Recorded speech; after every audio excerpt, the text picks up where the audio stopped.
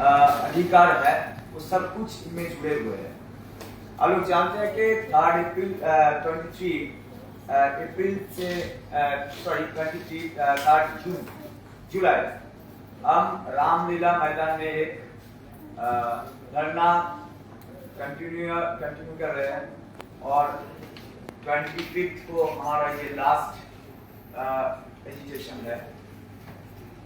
अभी जब हम आने ही वाला था तब बहुत सारा मैं टीचर्स में प्रेस कॉन्फ्रेंस में हिस्सा लेने के लिए आ रहा था और आ रही थी, लेकिन पुलिस ने उनको रोका कि हम रामलीला छोड़कर नहीं आ सकता क्योंकि वहाँ के लिए हमारे परमिशन है।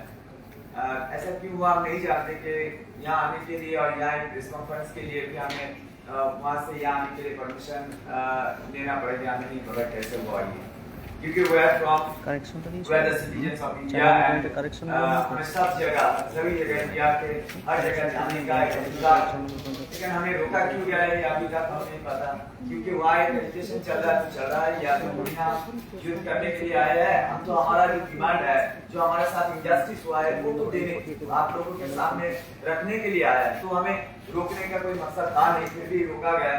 तो मजबूरन हमें हमारा सारे टीचर्स आ नहीं पाया, आ नहीं पाई, तो क्या करें। अभी जो टीचर्स हम यहाँ पे हैं और जो गेस्ट हमारे यहाँ आए हैं हमारे जो इन्विटेशन को लेकर, तो सभी को हम दोबारा क्रांतिकारी सलाम करते हैं क्योंकि आप हमारे बीच में आए, हमारा जो प्रॉब्लम है वो सुनने के लिए।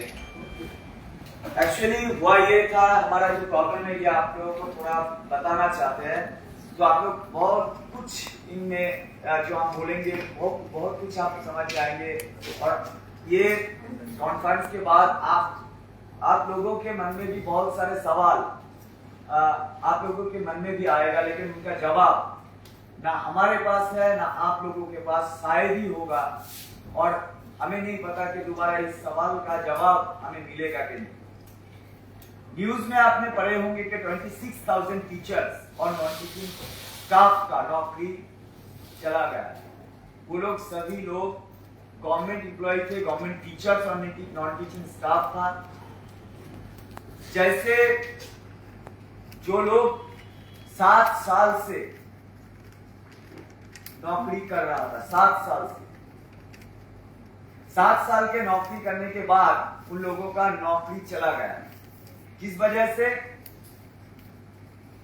हाईकोर्ट, कोलकाता हाईकोर्ट में एक मामला, एक केस दर्ज किया गया कि ये जो प्रोसेस था वेस्ट बंगाल गवर्नमेंट का, इनमें कुछ भ्रष्टाचार किया है कुछ नेता लोग। किसी टीचर के पास कुछ रुपया नेता लोग ने लिया और उन लोगों को इलीगल तरीके से नौकरी दिया गया। फिर उनमें जस्टिस था, जस्टिस उन बेंच का जस्टिस था अभिजीत गंगोपाध्याय, जो अभी बीजेपी का एमपी है। और उस केस में लॉयर्स जो उन मुद्दा को उठाया था, उनका नाम था विकास रंजन भट्टाचार्य और सीपीएम का राज्यसभा का एमपी हुआ करता था, जानते हैं। फिर वो केस को एक्सेप्ट किया गया 3 साल के बाद, और 3 साल के बाद केस को एक्सेप्ट किया गया और बोला गया कि इनमें सीबीआई इन्वेस्टिगेशन होना चाहिए। वही एक्सेप्ट हुआ, उनमें सीबीआई इन्वेस्टिगेशन किए, और सीबीआई पूरा इन्वेस्टिगेशन करने के बाद सीबीआई ने फाइनल रिपोर्ट दिया।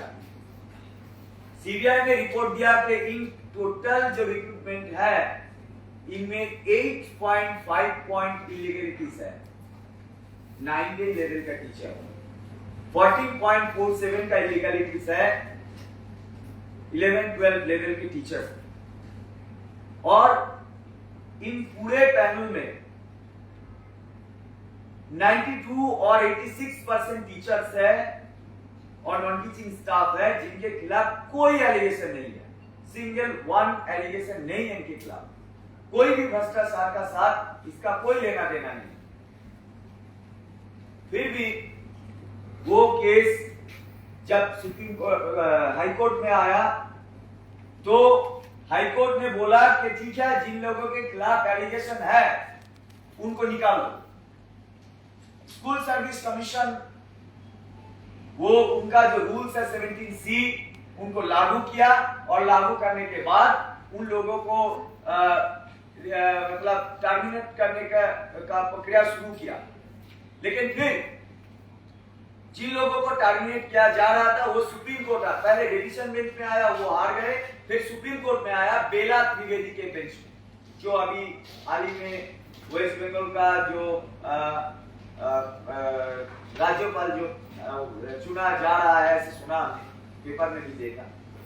तो फिर भी हुआ ये कि दोबारा वो केस को लेकर सुप्रीम कोर्ट में आया बेला त्रिवेदी के बेंच पर, और बेला त्रिवेदी ने कहा कि एक स्पेशल बेंच हम हाईकोर्ट में बना रहे हैं और वहां जाकर अपना ये जो प्रॉब्लम आपने कहा, ये जिन लोगों के खिलाफ एलिगेशन देकर जिनका नौकरी जा रहा था, मतलब वो according to verdict of high court वो टेंटेड टीचर के नाम से जाना जा रहा है। और हम लोग जो अनटेंटेड टीचर्स है जिनके खिलाफ कोई एलिगेशन है नहीं, तो हम लोग किसी भी जगह पे पार्टी नहीं हुए थे, कोई भी कोर्ट पे नहीं गए, वहां पे गए ना, वहां से इधर नहीं आना। फिर दोबारा हमने वो सुप्रीम कोर्ट में आया तो सुप्रीम कोर्ट ने एक स्पेशल बेंच बनाया और उसे दोबारा हाईकोर्ट में भेज दिया। हाईकोर्ट ने क्या किया, हाईकोर्ट ने कहा कि वो बेंच बनाओ और 6 महीने के अंदर इनका सॉल्व करो। फिर जब लोकसभा के इलेक्शन आया तभी जो लोग के खिलाफ कोई एलिगेशन था नहीं, 92 और 86% टीचर्स और नॉन टीचिंग स्टाफ, हाईकोर्ट ने पूरा पैनल कैंसिल कर दिया। तो हमने सुप्रीम कोर्ट में आया, सुप्रीम कोर्ट ने हमें स्टे दिलाया चंद्रचूड़ सर के बेंच में।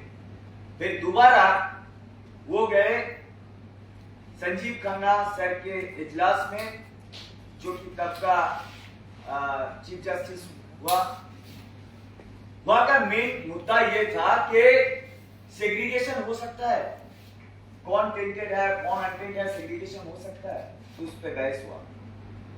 फिर वो क्या क्या एक जजमेंट बनाया, हम लोग